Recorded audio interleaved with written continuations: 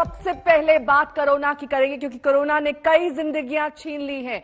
जो जिंदा है उनकी सांसों को छीनकर उनकी जान तो दे दी है, लेकिन कहीं ज्यादा खतरनाक है सरकार का रवैया और सिस्टम की लापरवाही, क्योंकि सिस्टम खामोश हो चुका है। हमारे संवाददाता आशुतोष बिहार के गांव कस्बों का हालात का जायजा ले रहे हैं। आशुतोष, जब आरा के सदर अस्पताल पहुंचे तो सब कुछ वहां पर एक तरीके से दम तोड़ चुका था। जिंदा मरीजों की सुध लेने वाला वहां कोई मौजूद नहीं था।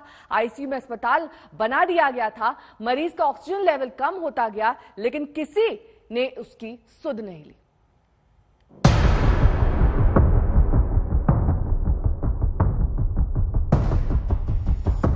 एक मरीज है, उनकी हालत एकदम खराब हो रही है सर। उनका ऑक्सीजन जो है 40 के नीचे आ गया है। तो आप कुछ कीजिए ना, जल्दी से एक डॉक्टर भेजिए ना जल्दी से।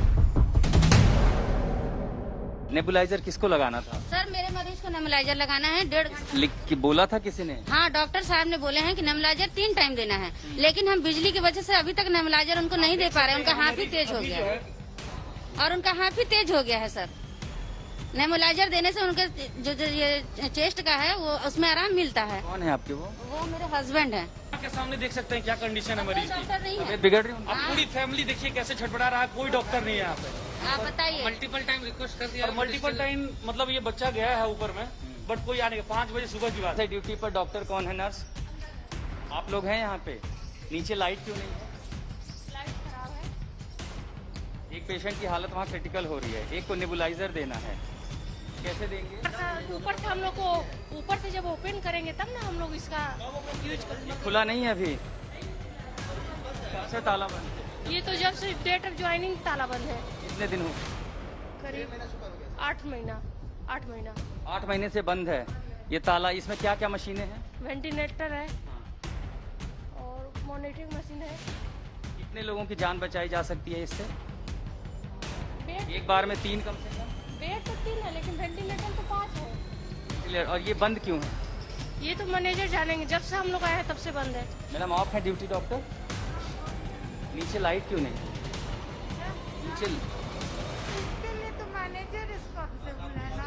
नीचे एक पेशेंट क्रिटिकल कंडीशन हो रही है, परिवार वाले तड़प रहे हैं। हाँ तो हो गई, तो सर बोले कि हम डॉक्टर को भेज रहे हैं। कितनी देर में? इंचार्ज है सर, आप डॉक्टर हैं कि नहीं है? से बात हुआ, डॉक्टर है। आप एक बार देख क्यों नहीं लेती हैं? कहाँ मिलेंगे वो? मैनेजर नहीं है यहाँ पे? यहाँ मिलेंगे। नहीं मिलेगा, नर्स नहीं मिलेगी।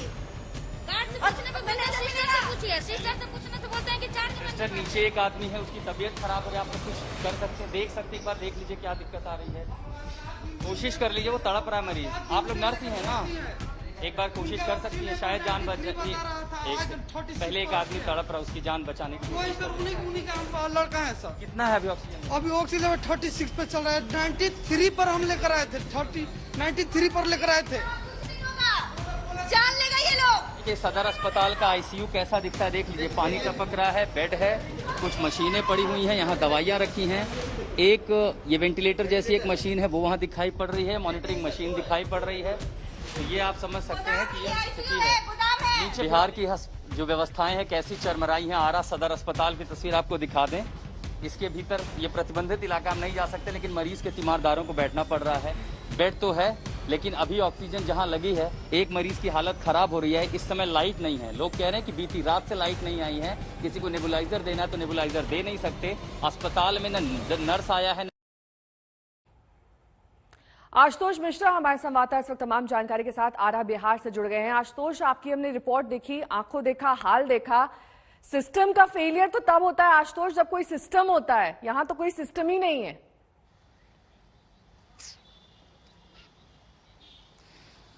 नेहा, जिस मरीज के लिए मैं भाग रहा था मदद के लिए, उसने मेरे सामने दम तोड़ दिया।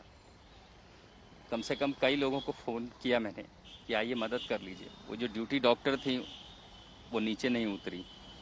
मैनेजर का अंदाज़ अलग था। हेल्पलाइन वाले कहते रहे हम भेज रहे हैं डॉक्टर। 36 से लेकर उस लड़के ने मेरे सामने आके कहा भैया ऑक्सीजन 0 हो गया, अब मैं क्या करूं, मेरे पिता नहीं रहे, मैं अनाथ हो गया। मेरे सामने दम तोड़ा है उसने। आंखों से देखी तस्वीरें, सरकार तो कह रही है सब कुछ अच्छा है, क्या अच्छा है? ये सारी तस्वीरें तो दिख रही थी ना आखिर अस्पताल में। मैनेजर कह रहे हैं लाइट तो है, परिवार कह रहे हैं नेबुलाइजर लगाने के लिए हम कोशिश कर रहे हैं, नहीं है। 12 बजे तक वहाँ एक डॉक्टर नर्स मौजूद नहीं था। एक रिपोर्टर का भी दिल होता पसीजता है, कोशिश हमने की मदद मांगने की, वहाँ इतने सारे नंबर थे, सबके फ़ोन कर लिए, वो कह रहे हैं आप भेज रहे हैं, तब भेज रहे हैं, जैसे उन्हें कोई फ़र्क ही नहीं पड़ता हो। और कोई नहीं आया देखने के लिए। उस मरीज़ ने मेरे सामने दम तोड़ दिया। मेरे पास कोई जवाब नहीं है, लेकिन सवाल बहुत सारे हैं। बिहार में अगर ऐसा हो रहा है, ये एक अस्पताल में आज ये तस्वीर देखी है। आपको एक बात और बताता हूँ, उसके बेटे ने ये भी बताया कि 2 दिन पहले डॉक्टरों ने उसके हाथ में ऑक्सीमीटर लगाया था, ऑक्सीजन सपोर्ट पर था और दिखाया कि ऑक्सीजन 95 और उसके साथ फोटो खिंचाई गई थी। जैसे ऑक्सीजन फोटो खत्म हुआ, ऑक्सीमीटर जब हटाया, ऑक्सीजन हटाया तो वो फिर गिर गया, फिर अस्पताल में भर्ती किया और आज मेरे सामने उसने दम तोड़ दिया है। बिहार दम तोड़ रहा है नेहा। अगर सरकार सुन रही हो तो जागे, ग्रामीण इलाकों की स्थिति भयावह है, बहुत भयावह है। नहीं है कोई देखने वाला। जो जिम्मेदार लोग हैं वो सो रहे हैं, फोन पे ऐसे बातें करते हैं जैसे उन्हें कोई फर्क ही नहीं पड़ता हो। मतलब कागज पर आंकड़े क्या है, अस्पताल की व्यवस्था क्या है, जो दिखाई दे रहा है उससे भी बदतर है। मेरे पास शब्द नहीं है नेहा। ठीक है, बस लौटेंगे आपके पास। जो एक दिखाई आदमी ने दे रहा दम है तोड़ उससे दिया। भी बदतर परिस्थितियां हैं और सिर्फ आरा ही नहीं, देश के कई ऐसे हिस्से हैं जहां पर इस वक्त यही सूरत हाल है। आज से दिल्ली में वैक्सीनेशन का एक और फेज शुरू हो चुका है। 18 से ज्यादा उम्र वालों को वैक्सीन लगी, लेकिन लोग ज्यादा हैं और टीके की डोज कम है। तो आने वाले दिनों में कैसे चलेगा ये अभियान, ये एक बड़ा सवाल है।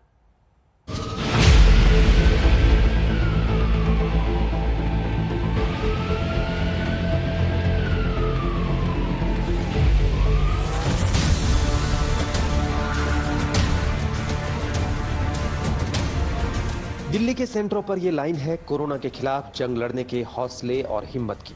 18+ वालों को वैक्सीन का प्लान शुरू हुआ।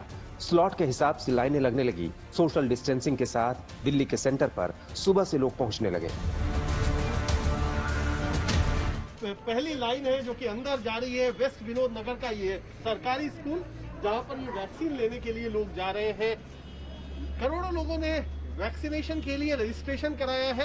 यहाँ पर वैक्सीनेशन की जो व्यवस्था की गई है वो 5 अलग अलग सेंटर में की गई है और 5 सेंटर में 3-3 कमरों का सेंटर बनाया गया है और सोशल डिस्टेंसिंग के साथ यहाँ पर लगभग 750 लोगों को पूरे दिन में वैक्सीन लगाने की योजना है। दिल्ली में फैलते संक्रमण के चलते सरकार ने ज्यादातर सेंटर स्कूलों में बनाए हैं ताकि लोग इन्फेक्शन की चपेट में न आ जाएं। 18+ को वैक्सीन के लिए लोगों ने भरपूर तरीके से रजिस्ट्रेशन कराया था और अब नंबर आ रहा है। दिल्ली के हिस्से 4.5 लाख टीके आए, लेकिन सवाल ये है कि कैसे और कितनों को कोरोना के खिलाफ जंग में शामिल किया जा सकेगा। दिल्ली सरकार पहले ही सवाल खड़े कर चुकी है कि जब वैक्सीन की सप्लाई भरपूर है ही नहीं तो कैसे टीका लगेगा। हमें उम्मीद है कि कल या परसों तक वैक्सीन आ जाएगी, उन्होंने भरोसा दिलाया है। मेरी आप सब लोगों से निवेदन है कि अभी कल आप सेंटरों पे लाइन में मत लगिएगा। कभी उसकी वजह से कानून व्यवस्था ना गड़बड़ा जाए, कहीं ऐसा ना हो कि सोशल डिस्टेंसिंग खराब हो जाए, भीड़ लग जाए, अभी वो सब मत करिएगा। दिल्ली में आज तक संवाददाता हर उस सेंटर तक पहुंचे। सुबह सुबह तो लोगों को वैक्सीन लगी, लेकिन दोपहर होते होते जब टीके का डोज खत्म होने लगा तो लोग परेशान हो गए। आखिर कैसे लगेगा वैक्सीन, ये सवाल लोग सीधे सरकार से पूछ रहे हैं। आप देख सकते हैं कि दोनों तरफ लंबी लंबी कतारें जो है वो आपको यहाँ पर नजर आएंगी। ये 3rd फेज है जहाँ पर 18 साल से 44 साल तक के उम्र के जो लोग हैं वो वैक्सीनेशन के लिए आगे आ रहे हैं। तमाम सड़कों तक आपको यहाँ पर लंबी लंबी कतारें जो है वो नजर आएंगी। तमाम यंगस्टर्स से उनसे हम बातचीत करेंगे। पहला डोज है आपका, क्या लोगों में अब कोरोना का डर है? जिस तरीके के हालात दिल्ली में बने हुए हैं इसीलिए लंबी लंबी कतारें जो है वो देखने को मिल रही हैं। हाँ जी बिल्कुल, डर तो है ही। जो भी दिल्ली में सिचुएशन है अभी, तो हम भी सोच रहे हैं कि फटाफट वैक्सीन लग जाए तो थोड़ा एक सेफ्टी का रहेगा। डर तो है। आपको भी ये डर है कि कोरोना का जिस तरीके के हालात दिल्ली में बने हुए हैं, बेड्स नहीं मिल पा रहे हैं, ऑक्सीजन नहीं मिल रहा है, यही वजह है कि इसलिए आप सुबह सुबह आगे आए हैं? जी ऑफ कोर्स, आई मीन कर फर्स्ट स्लॉट में ही बुकिंग की थी इसी वजह से कि मतलब इतना टाइम नहीं लगेगा, बट देखिए लाइन जितनी लंबी है तो आई थिंक ये डर ही है जिसकी वजह से लोग सुबह सुबह एकदम फर्स्ट स्लॉट में बुकिंग मिलते ही आ गए। तो दैट इज रजिस्ट्रेशन आपने रजिस्ट्रेशन कराया था? हाँ जी। कब कराया था आपने रजिस्ट्रेशन? ये मेरा 4 days हो चुका। हाँ जी। हाँ। तो जिस तरीके की लाइनें यहाँ पर लग रही हैं, उम्मीद है नंबर आएगा आपको? पता नहीं, मेरे को समझ में नहीं आ रहा, लाइन तो लंबी दिख रही है मेरे को।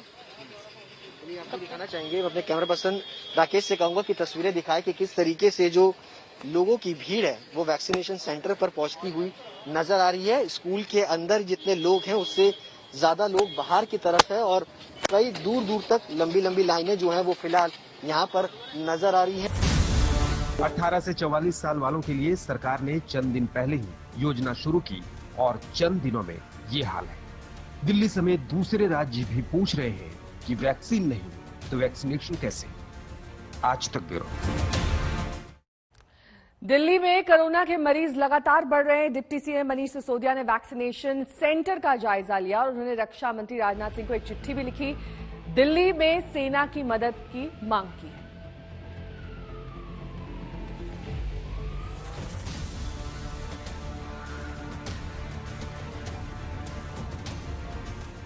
पूरी दिल्ली में इस वक्त आज 301 सेंटर्स पर वैक्सीनेशन का प्रोग्राम शुरू हुआ है 18 साल से 45 साल के बीच के लोगों के लिए।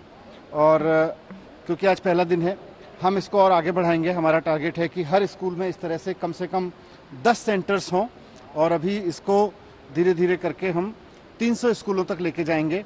जैसे जैसे हमें और वैक्सीन मिलती चली जाएगी हम इसको बढ़ाते चले जाएंगे। अभी हमारे पास में 4.5 लाख वैक्सीन की डोज आई हैं और आज भर में हमने 45,150 लोगों को अपॉइंटमेंट दिया है आज की वैक्सीनेशन के लिए। युवाओं में काफ़ी उत्साह है। मैंने लोगों से भी मिला जाके, उनसे पूछा कि आपको वैक्सीन का रजिस्ट्रेशन कराने में कोई दिक्कत तो नहीं हुई, तो उन्होंने कहा रजिस्ट्रेशन में कोई नहीं हुई लेकिन अपॉइंटमेंट लेने में हो रही है, क्योंकि अभी अपॉइंटमेंट में तो 4.5 लाख वैक्सीन ही आई हैं और लिमिटेड सेंटर्स ही हैं। अभी 300 सेंटर्स हैं पूरी दिल्ली में। जैसे जैसे सेंटर्स बढ़ेंगे वैक्सीन अवेलेबल होने के बाद वैसे वैसे वो दिक्कतें भी दूर हो जाएंगी। पर मुझे खुशी है कि अब इतनी बड़ी संख्या में जब लोगों को वैक्सीन लगने लगेगी तो लोगों की इम्यूनिटी भी बढ़ेगी और हमें कोरोना से लड़ने में मदद मिलेगी, कोरोना पर काबू पाने में मदद मिलेगी। हमने सबसे मदद मांगी है। हम तो क्योंकि हमें अभी ऑक्सीजन को लेकर काफ़ी समस्या हो रही है, तो हमने ऑक्सीजन सप्लाई करने के लिए सेना के पास अगर ट्रक हैं, हमने उनसे भी कहा है। DRDO के पहले से ही 500 बेड्स का सेंटर यहाँ पे चल रहा है। ऐसे सेंटर्स अगर और चल सकें तो और अच्छा होगा, लेकिन ऑक्सीजन लाने ले जाने के लिए इस समय हमें बहुत मदद की ज़रूरत है। और अगर जहाँ से भी, जिस सोर्स से भी मदद हो सकती है, प्राइवेट सेक्टर से, सोशल सेक्टर से, central government, different wings of central government, सबसे मांग रहे हैं।